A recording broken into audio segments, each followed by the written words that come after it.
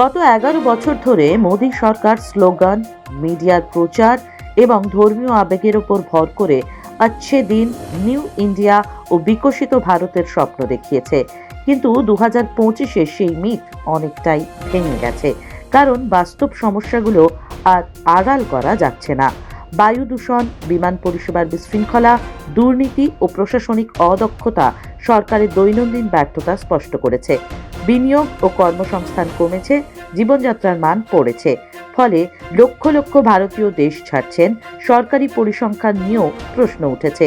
সন্ত্রাসী হামলা ও নিরাপত্তা সিস্টেমের ব্যর্থতা প্রমাণ করেছে যে জাতীয় নিরাপত্তার দাবিগুলো বাস্তবে টেকেনি।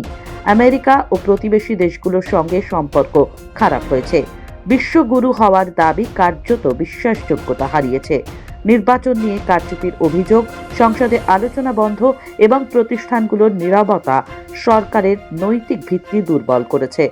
অর্থাৎ সব মিলিয়ে 2025 সালে বিজেপির উন্নয়নের মুখোশ খুলে পড়েছে।